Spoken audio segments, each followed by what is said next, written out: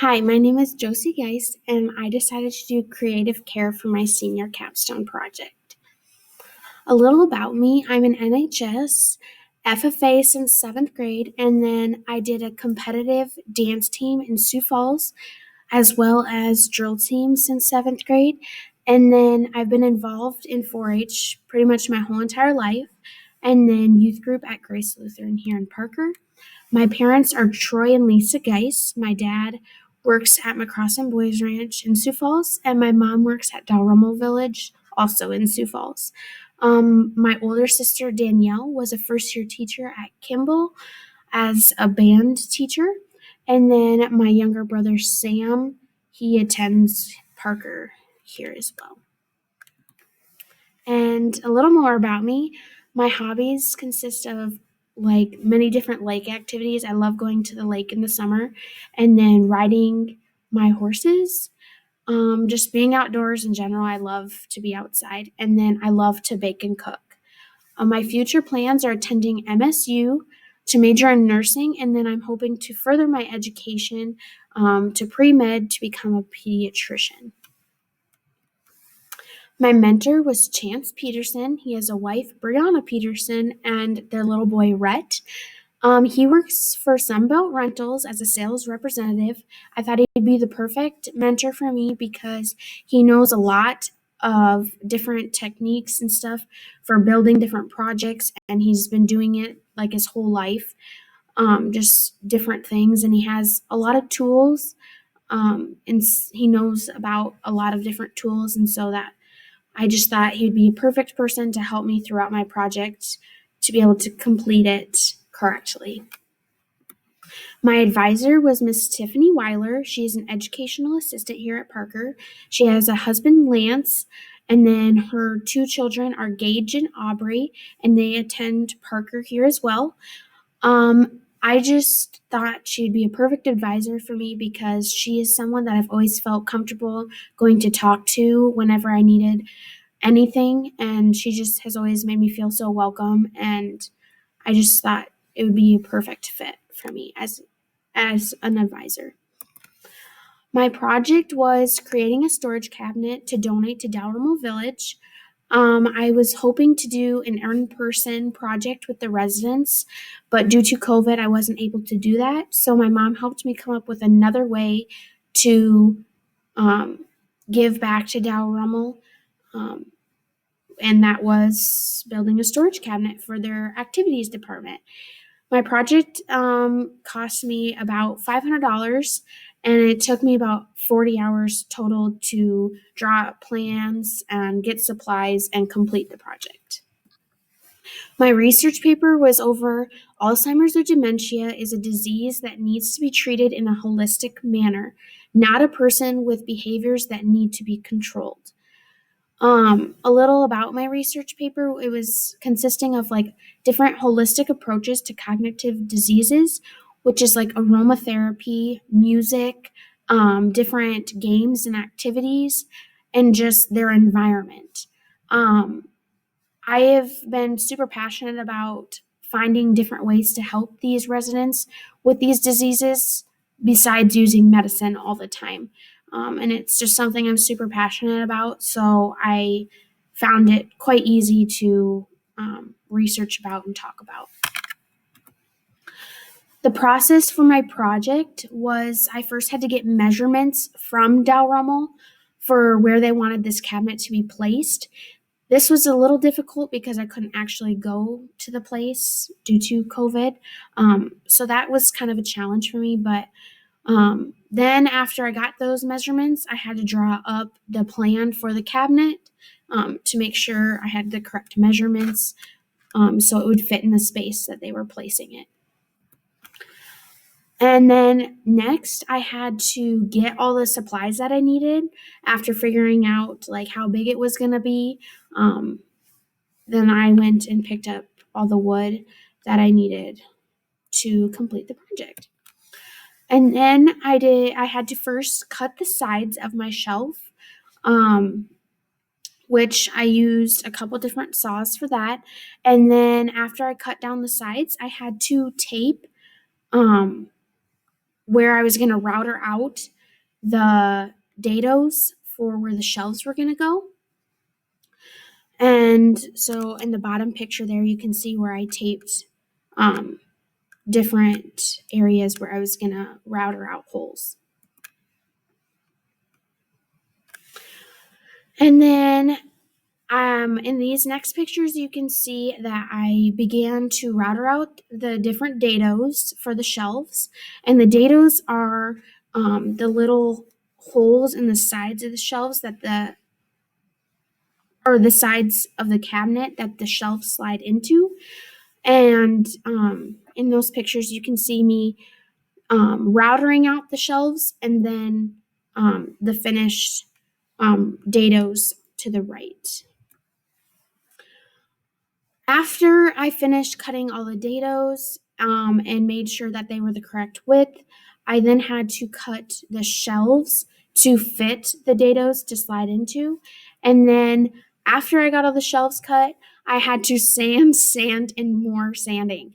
Sanding was very important throughout this project because I had to make sure that everything was smooth and there wasn't any sharp edges that could be caught. Next, I had to begin to put the shelf together. There was a couple problems that occurred during this part, but we got it figured out. We first glued inside each dado before placing the shelf inside of those dados. And then we clamped it, and then it had to sit for like 3 hours before we could even touch it ever again. And then next, I had to drill the holes for the supporting legs. So these pieces were going in between the bottom and the top of the shelf to help support it so it wouldn't tip back and forth. And in these pictures, you can see me using like a slanted drill hole to drill through the boards. And then I had to drill screws into all of the different sides to connect it to the shelf itself. And then we reclamped and let it sit for a couple more hours before we touched it. Next, I had to build the face frame. So this was going to be on the front of the shelf so that you couldn't see any like weird lines of like any of the wood. And it just makes it look more professional and sharp. So I put together the face frame and then had to glue and nail or screw that together, and then we had to clamp it onto the cabinet itself. And then after I had gotten everything put together and the face frame was clamped on, and then had to sit overnight, and now we're to the point where I had to sand the whole entire cabinet again. I just had to really make sure that I got everything smooth and the face frame lined up with the shelves. And then after I sanded everything down and washed the cabinet so it wasn't dusty, then I had to put the wood finish on. I had to do the wood finish twice, and it was like an oil based. So after I put it on, I had to wipe it down, and then the next day I had to do another coat. And then here is the project all done. You can see that it has a nice glossy shine to it, and you get in the top it has like 3 different paper slots, and then it has 3 shelves below. And so this will be donated to Row Drummel Village and given to their activities department to hold different like pool noodles for them for their activities, or balloons, balls, like board games, and a whole bunch of different stuff for their activities. Learning stretch for me was definitely creating the blueprint. That was extremely difficult for me because trying to design something that was so small on a paper and imagining that it's going to be so like an actual like cabinet. And then also getting measurements from Dow Drummel, that was hard because COVID, I couldn't go and get them myself, like I said before. And then the tools, I had to learn how to use a lot of different tools. And then safety, like actually like taking it seriously that I like could get my fingers cut off if I didn't use it properly. And then a huge thing was patience. Like I had to be very patient and wait for the glue to dry and just take it step by step.